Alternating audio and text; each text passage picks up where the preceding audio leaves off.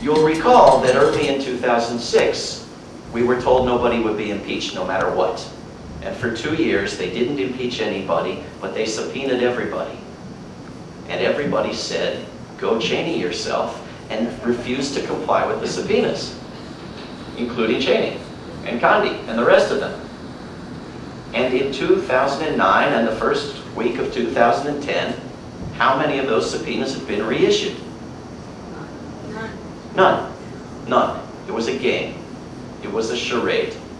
It was no more honest than anti-war activism from people who don't oppose wars when the president is a Democrat.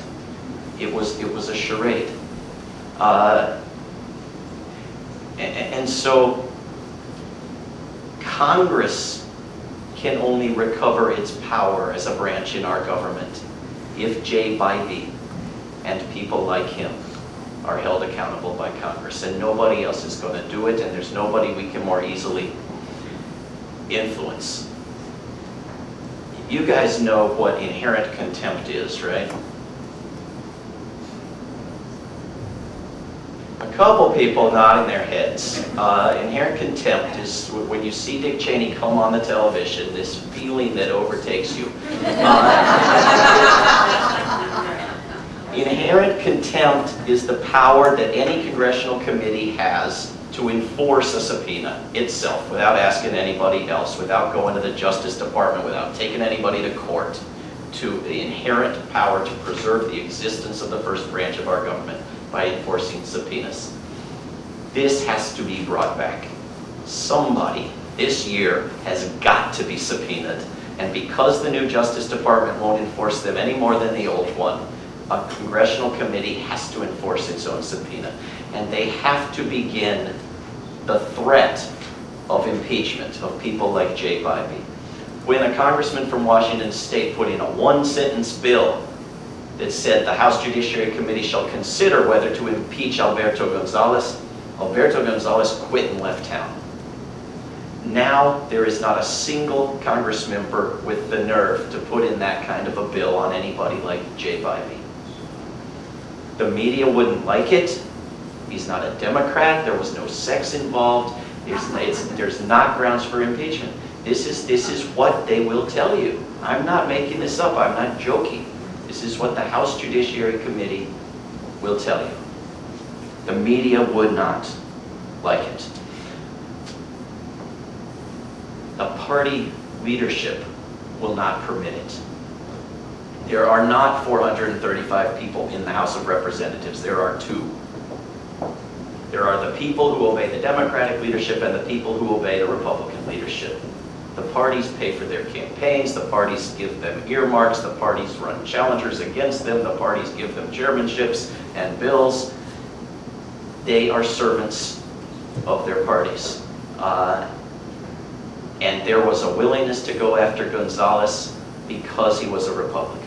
And there is not a willingness to go after Bybee now because it's now Obama's crime. These crimes are now being protected and continued by a president who's a Democrat. There is a report that's been completed for years by the Justice Department itself on Bybee and John Yoo and their colleagues and their misconduct, produced by the Office of Professional Responsibility, the OPR report. And we haven't been permitted to see it for years. And in November, the Attorney General promised it would be out in November. And then there was a delay in a case that one of the victims of these torture policies is bringing against John Yoo for financial damages. These people are being sued in civil cases for crimes they have not been indicted for, that the president has announced publicly they cannot be indicted for.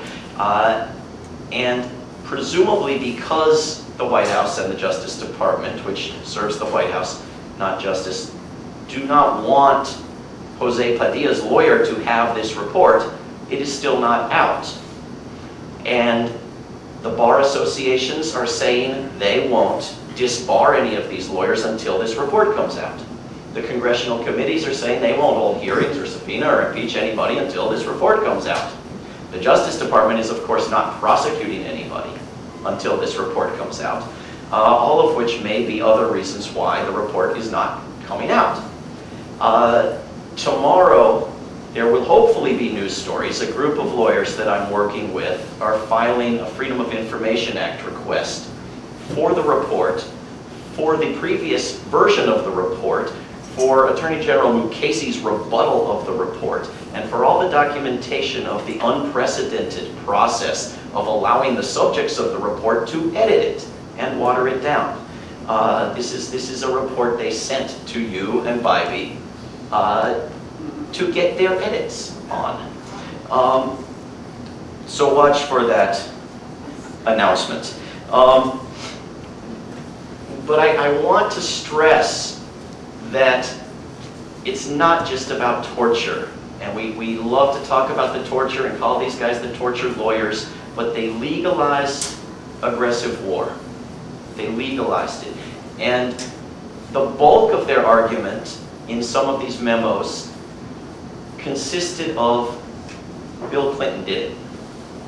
Right? Just as they denounce Obama now as the left-wing socialist, foreign-born Muslim traitor, but applaud his outrageous defenses and cover-ups of their crimes and his continuation of the same policies. Bill Clinton was a leftist, pinko, traitor, hippie, whose behavior was the legal justification in these documents for what Bush and Cheney did, expanding on his war-making procedures. Imagine for a moment the national shame and outrage if George W. Bush had gone to Oslo and given a Nobel Peace Prize acceptance speech advocating the glories of war and promoting the use of war as a force for good in the world. Imagine the liberal pundits' fits of rage and disgrace. Why is there silence when Obama, for the first time in world history, accepts a Nobel Peace Prize with an infomercial for war? We have to think about these differences. There was a story, Democracy Now! Picked it up this morning, others are beginning to pick it up, that's been reported in the Associated Press, although not a single US paper picked it up, in the English papers in recent days, that our puppet president in Afghanistan and the United Nations representative in Afghanistan had concluded that US-led troops had yanked students out of their beds and handcuffed and shot them to death. We don't know if this is true. We don't know the details.